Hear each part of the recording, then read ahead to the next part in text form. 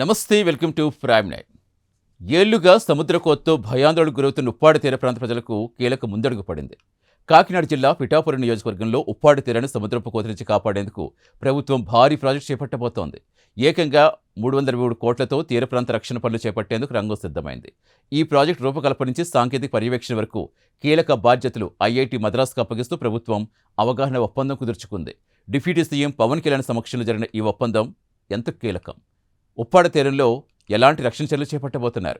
పనులు ఎప్పుడు ప్రారంభం కాబోతున్నాయి? వివరాలు చూద్దాం. కాకినాడ జిల్లాలో ఉప్పాడ తీరం కొన్నేళ్లుగా తీవ్ర సముద్ర కోత సమస్య ఎదుర్కొంటోంది. అలల తీవ్రతతో తీర ప్రాంతం క్రమంగా కోతకు గురవుతూ వస్తోంది. ముఖ్యంగా సముద్రానికి సమీపంలో నివసిస్తున్న మత్స్యకార కుటుంబాలకి ఇది తీవ్ర ఆందోళన కలిగించే అంశం.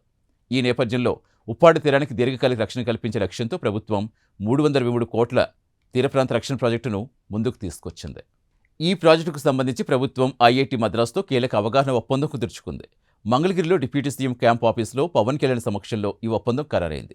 ఈ ఒప్పందం ప్రకారం ఉప్పాడ తీర రక్షణకు అవసరమయ్యే నిర్మాణం డిజైన్ చేయటం, డీటెయిల్ ప్రాజెక్ట్ రిపోర్ట్ డిపిఆర్ సిద్ధం చేయటం, ప్రాజెక్టుకు అవసరమయ్యే సాంకేతిక పర్యవేక్షణ అందించడం వంటి కీలక బాధ్యతలు ఐఐటి మద్రాసు చేపట్టనుంది. అయితే ఇక్కడ మరో ముఖ్యమైన విషయం ఏంటంటే, ఉప్పాడ తీరంలో కేవలం ఒక రక్షణ గోడ నిర్మించి సమస్యకు తాత్కాలిక పరిష్కారం చూపించడం కాకుండా అక్కడి సముద్ర పరిస్థితులు శాస్త్రీయంగా అధ్యయనం చేశాకే రక్షణ నిర్మాణం రూపొందించనున్నారు. ఐఐటి మద్రాసు నిపుణులు అలల ప్రభావం, సముద్ర ప్రవాహాల తీరు, తీరకోత తీవ్రత వంటి అంశాలు అధ్యయనం చేయబోతున్నారు. ఈ పరిశోధనల ఆధారంగా ఉప్పాడ ప్రాంత పరిస్థితులకు అనువైన ప్రత్యేక తీర రక్షణ నిర్మాణాన్ని రూపొందించనున్నారు. ఈ ప్రాజెక్టుకు కేంద్ర ప్రభుత్వ national disaster mitigation fund NDMF కింద ఆమోదం లభించింది. ప్రాజెక్టు అమల్లో Andhra Pradesh state disaster management authority nodal ఏజెన్సీగా వ్యవహరించనుంది. అదే సమయంలో ఆంధ్రప్రదేశ్ మారిటైమ్ బోర్డు కార్యనిర్వాహక ఏజెన్సీగా ప్రాజెక్టును అమలు చేయనుంది. అంటే కేంద్ర నిధులు, రాష్ట్ర ప్రభుత్వ విభాగాల సమన్వయం, ఐఐటి మద్రాస్ సాంకేతిక నైపుణ్యంతో ఈ భారీ తీర రక్షణ ప్రాజెక్టు ముందుకు తీసుకెళ్లనున్నారు. ముఖ్యంగా ఈ ప్రాజెక్టుతో ఉప్పాడ పరిసరాల్లో మత్స్యకార గ్రామాలకు రక్షణ కల్పించడమే ప్రధాన లక్ష్యం.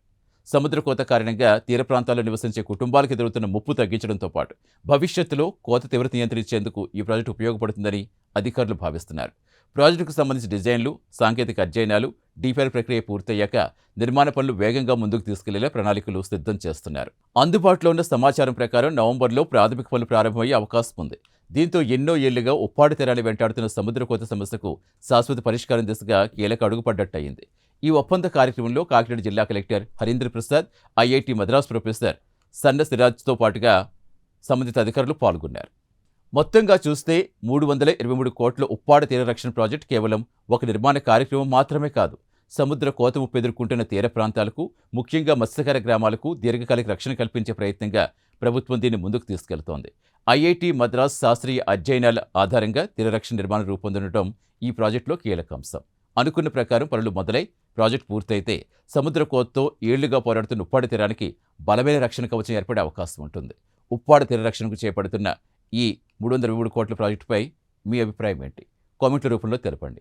మరిన్ని ఆంధ్రప్రదేశ్ తాజా వార్తల కోసం ప్రైమ్ 9 ఫాలో అవ్వండి. Thank you.